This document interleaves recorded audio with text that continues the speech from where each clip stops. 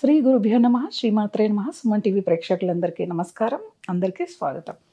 ఇప్పుడు మనం అయోధ్య రామ మందిరం యొక్క కొన్ని విశేషాలని తెలుసుకుందాం. రాముడు గొప్పవాడా, రామనామం గొప్పదా అంటే రామనామమే గొప్పదంట రాముడి కంటే కూడా. చాలా విచిత్రం కదండి. అది ఎలా తెలిసింది మనకి అంటే ఆయన శ్రీలంక దగ్గరికి లంకా నగరానికి వారధి కట్టేటప్పుడు ఈ హనుమంతుల వారు ఆయనతో వచ్చిన వానర సైన్యము మొత్తము కూడా ఒక్కొక్క రాయి మీద శ్రీరామాన్ని రాసి వేస్తున్నారంట. తేలుతున్నాయంట, అవి వారధిలాగా తేలుతూ ఉన్నాయంట. కానీ రాముల వారు ఏమీ రాయకుండా ఇస్తే అది మునిగిపోయిందంట. Gautam neuro care brain stroke, migraine, fits, brain and spine surgeries కి బెస్ట్ న్యూరో సర్జన్. అప్పుడు రాముల వారు హనుమంతుల వారిని అడిగారంట, అదేంటి హనుమ, నేనేస్తే మునిగిపోయింది, మీరేస్తే తేలుతోంది అంటే, స్వామి అక్కడ నా స్వామి యొక్క నామం రాసింది అంటే దీనికి మనం ఏమని అర్థం చేసుకోవాలి, అందుకే తేలుతోంది అని. అంటే రామనామ జపము చేస్తే సంసారం అనే సముద్రాన్ని మనం ఈజీగా తేలుతూ దాటగలము అనేది ఇక్కడ మనకు ఒక సందేశం అన్నమాట. రామాయణంలో ప్రతి ఘట్టము కూడా మనకి మన జీవితానికి సరిపడేదే. మతానికి సంబంధించింది రామాయణం అని అనుకోవద్దు. ఏ పురాణము ఏ గ్రంథము కూడా ఒక మతానికి సంబంధించిందే కాదు, ఇది ఒక ధర్మము. ధర్మంతో కూడుకున్నయే మన గ్రంథాలన్నీ కూడానమాట. కాబట్టి అలాంటి రామాయణంలో చాలా విశేషాలు మనకేం తెలుస్తుంది. రాముల వారు దశరథ మహారాజు వారు యాగం చేశారు, యాగంలోంచి పాయసం వచ్చింది, వాళ్ళు ముగ్గురుకి పంచాడు, పుట్టారు, పెరిగి పెద్దయ్యారు.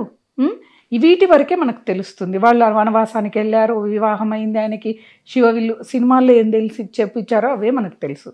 కానీ రామాయణంలో ఉన్న విశేషాలు చాలా చాలా చాలా ఉన్నాయి. రామాయణం చదువుతూ ఉంటే అసలు ఇంత అద్భుతమైన కావ్యమా, మనకి ఇష్టమైన ఆహార పదార్థాలు తింటే, మనకి ఇష్టమైనవి జరిగితే ఎంత ఆనందం ఉంటుందో రామాయణం చదివితే అబ్బా ఎంత అద్భుతమైన గ్రంథం అని అనిపిస్తుంది అనమాట. అలాంటి రామాయణం అయోధ్యలో రాముల వారి బాలరాముని యొక్క ప్రతిష్ట.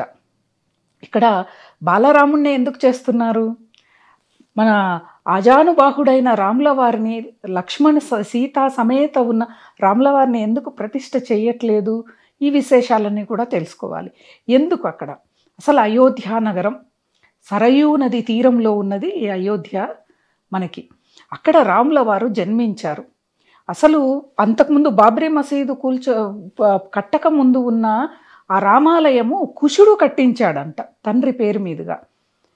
అలాంటి అక్కడ ఆ మసీదుని మనం పడగొట్టుకొని 500 సంవత్సరాలు 77 సార్లు మసీదు మీదకి దండెత్తాం. కొన్ని లక్షల మంది మరణించారు 500 ఏళ్ల నుంచి. చూడండి ఎంత పోరాటం, పోరాడి పోరాడి పోరాడి దక్కించుకున్నాం అది. రాముల వారు అక్కడే జన్మించారు. అక్కడ జన్మించి పెరిగి పెద్దయ్యే ఆ రాజ్యాన్ని పరిపాలించాడు ఆయన. కాబట్టి అక్కడ బాలరాముడిగా, అంటే ఆయన జన్మించిన స్థలము కాబట్టి ఆ బాలరాముడిని అక్కడ ప్రతిష్ఠ చేస్తూ ఉన్నారు. ఆయన అసలు ఆ బాలరాముడు మనం చెప్పుకుంటే అసలు ఆయన విశ్వామిత్రుడితో పాటు ఆయన యాగశాలకు వెళ్ళి అసురుల్ని సంహరించిన అప్పుడు వయసు 14 సంవత్సరాలు. అక్కడి నుంచి అటే ఆయన జనక మహారాజు యొక్క ఆస్థానానికి వెళ్ళటం, ఆ శివధనస్సుని తీసుకోవటం, ఆ శివధనస్సుని విరవటము, అక్కడ మళ్ళా దశరథ మహారాజుని పిలిపించి వివాహం చేద్దామని అనుకోవటం, ఎన్నీ కూడా ఆయనకి 19 సంవత్సరాల వయసు లోపల అన్నీ జరిగిపోయాయి. అవన్నీ కూడా అయోధ్యలోనే జరిగాయి. ఆయన వనవాసానికి వెళ్ళే వరకు 24 సంవత్సరాలు. అలా 39 సంవత్సరాలు 14 ఏళ్ళు ఆయన వనవాసం చేసి ఆ 14వ సంవత్సరం ఇంకా అయోధ్యకు తిరిగి వచ్చే సమయంలో సీతమ్మ వారు అపహరింపబడ్డారనమాట. ఇలా రామాయణం చూస్తే ఎంత అద్భుతం అంటే అక్కడ ఆయన బాలరాముడుగా ప్రతిష్ఠ అవ్వటానికి, అక్కడ జన్మించి బాలుడిగా ఆయన జీవితకాలం అక్కడ నడిచింది, నడయాడాడు కాబట్టి అక్కడ బాలరాముణ్ణి ప్రతిష్ఠ చేస్తున్నారు. ఎంతోమంది ప్రాణ త్యాగము ఈరోజు మనం అయోధ్యని మన రాముణ్ణి ప్రతిష్ఠించుకుంటున్నాము. రాముడు బాలుడిగానే దర్శనం చేసుకుంటే ప్రతి తల్లికి ఆ శిశువు రూపంలో కనిపిస్తే పోయిన వాళ్ళందరికీ కూడా నా కొడుకేమో అన్నంత ఆ భావం అనేది రావాలి. రామ అన్న నామము, ఆ జపము మనల్ని వైకుంఠానికి తీసుకొని వెళుతుంది. రామాయణంలో స్వయంగా అంత్యక్రియలు చేసి, రాముల వారే అంత్యక్రియలు చేసి వారిని వైకుంఠానికి పంపించింది. మానవులే కాదు, మీకు జటాయువు కూడా ఆయన మోక్షాన్ని కలిగించాడు. తరించాలి అంటే మానవ శరీరంతోనే మనం తరిస్తాం, కానీ అలా కాదు.